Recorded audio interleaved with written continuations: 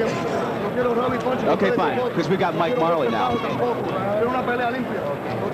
Okay. So we're going to welcome everybody here when we come up live in a moment. Okay. Okay.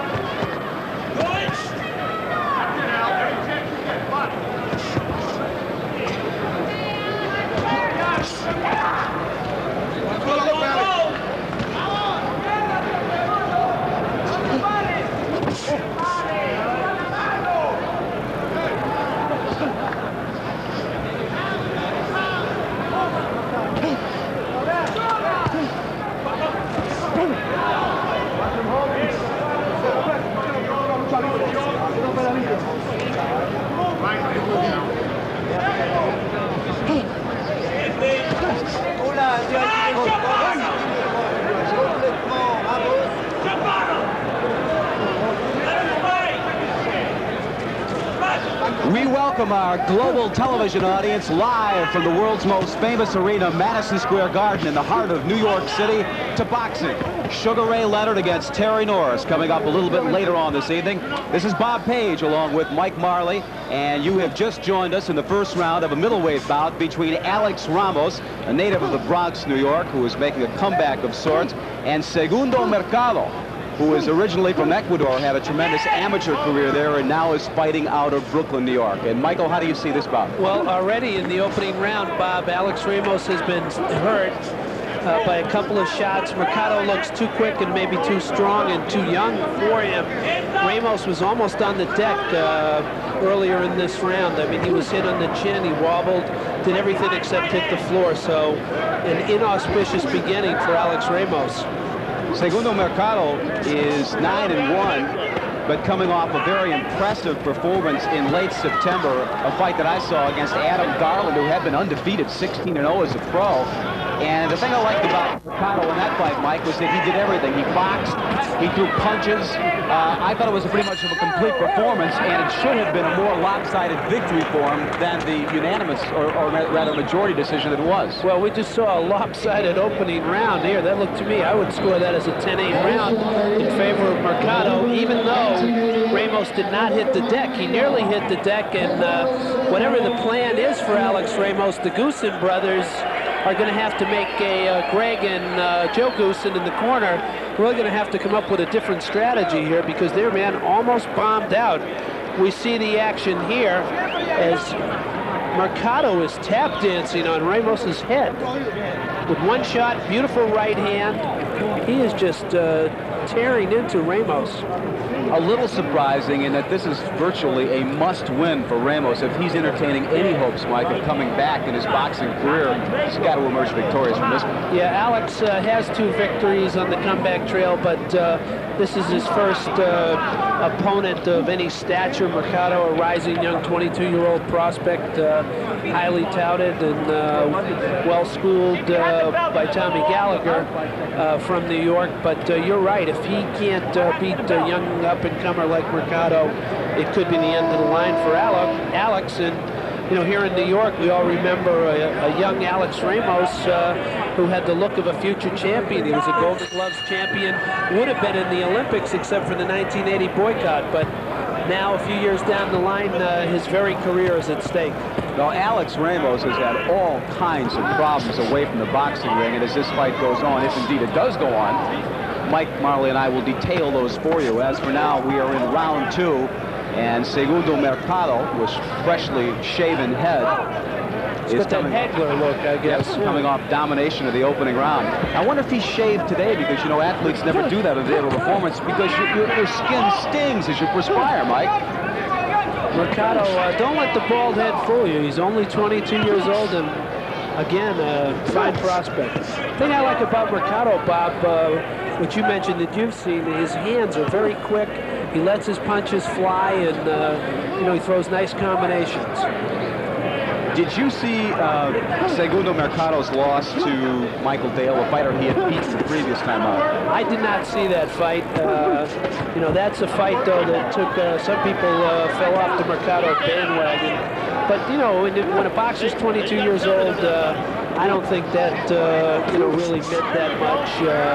Maybe he should have a rubber match with Michael Dale, but these are the kind of guys he has to beat, Michael Dale and Alex Ramos. And again, Ramos just can't seem to get off with any punches, Bob. The guy's getting older, of course. He's been a pro since 1980, I think, as you mentioned. As you mentioned, you know, he's had myriad problems, legal problems, spent some time in jail in California after an altercation with some managers whom he alleged ripped him off financially. And Alex moved out to the West Coast several years ago, left New York behind, and his career really hasn't gone upward from there. As a guy who has covered him since the inception of his career, are you surprised at what happened to him? Did you think that he'd become one of the top fighters in the world at one point? Well, he really had the looks, you know, of a top prospect, more or less a golden boy. I remember Time magazine once did a little bit about him being a ray of hope from the South Bronx, coming from a very depressed and troubled neighborhood. He's a very bright, and he was a very bright and polite young man, well-spoken youngster, and you know, he appeared to be I think really his bad luck started with the boycott, the United States boycott of the 1980 games, because had he gone over there, there's a good chance he would have won some kind of medal, perhaps a gold medal, and maybe things would have been different for Alex Ramos. He just can't seem to generate any offense against Mercado. The legs go first, don't they? That's you know, that's the old line, the ugly side of professional boxing, and you know, really the career of Alex Ramos has been in a downward spiral, and unless he can really start changing some things here against Mercado, I think he's headed for a defeat. One thing that has stayed the same, I can tell you, Alex Ramos has remained loyal to the Yankee pinstripes, because he always had the trunks and robes and the trademark New York Yankee baseball pinstripes. That's a ball club which also has had some difficult times in recent years.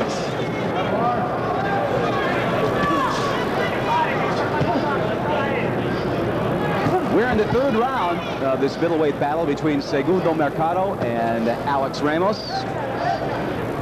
You can see Ramos's nose is puffy. It's been an inviting and an easy target for those jabs by Mercado.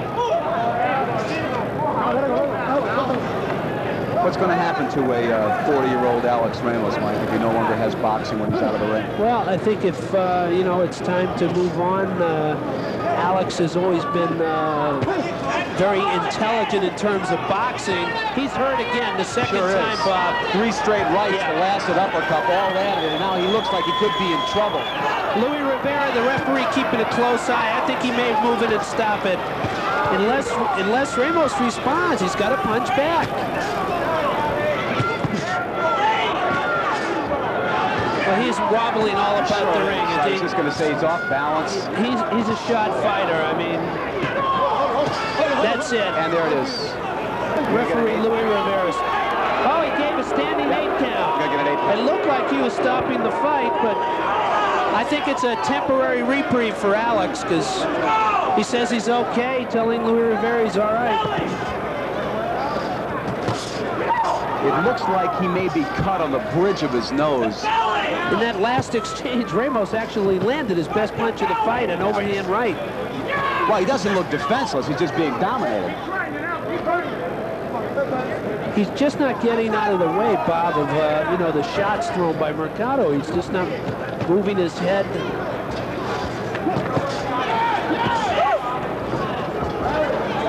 And Mercado, with an unusual tactic that time, he actually grabbed him and pulled him backwards toward the corner. You'd expect that of a guy who was losing the fight. A wrestling move. See, Alex really, you know, wants to get a body attack going, but Mercado doesn't stay stationary. Now it looks like Alex will get through this round, but again, he's taking a pace thing. I'm not sure that I had on my card the 10-8 round that you gave to Mercado in the opening round, but I think if you're going to score a 10-8 round, we might have just seen one. Well, with the, you know, it's a standing 8 count here in New York.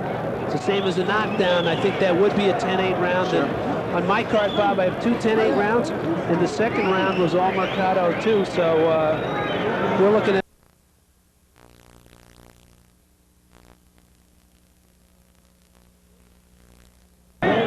because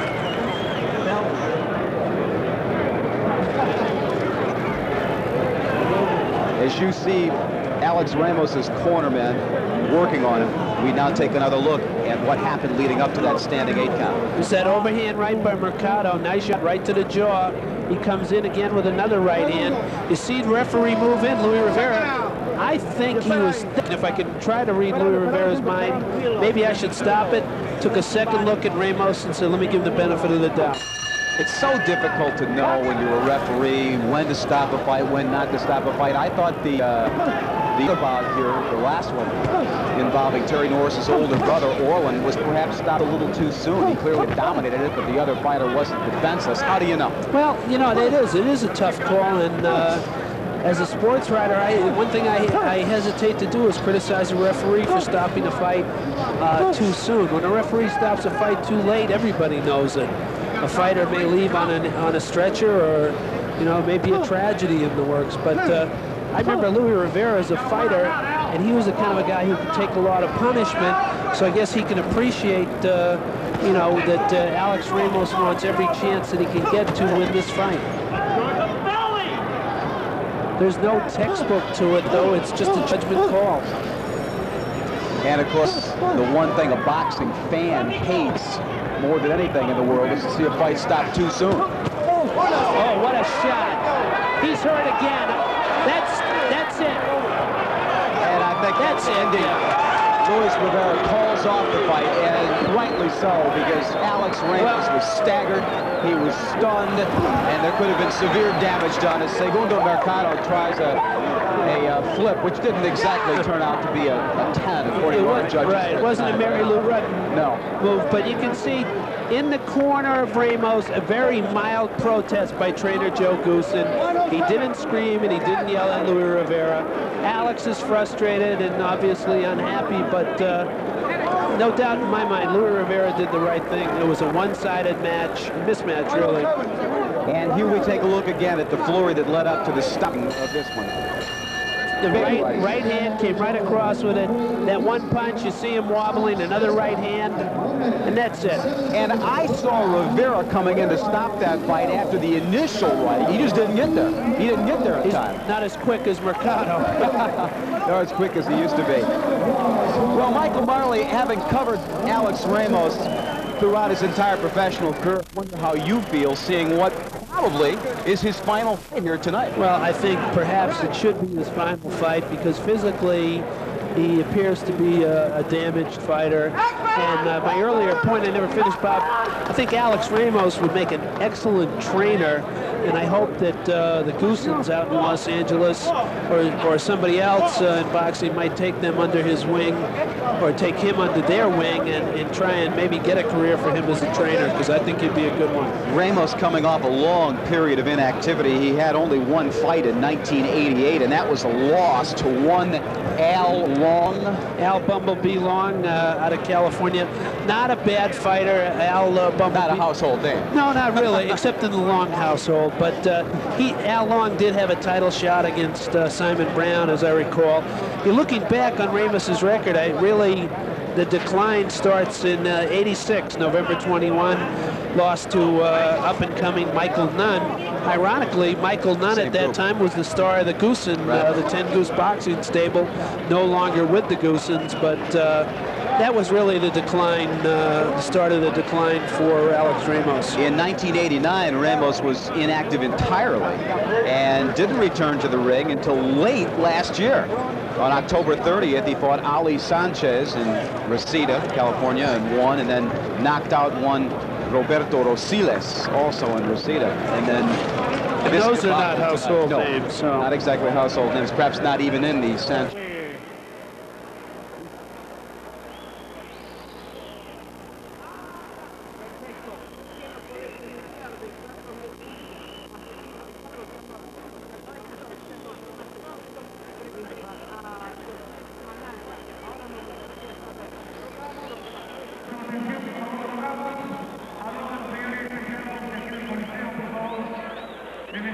Ahí está esta toma de nuestras cámaras en todos los costados del Coliseo General Rumiñahui cuando aparece Carlos Leturia de Perú.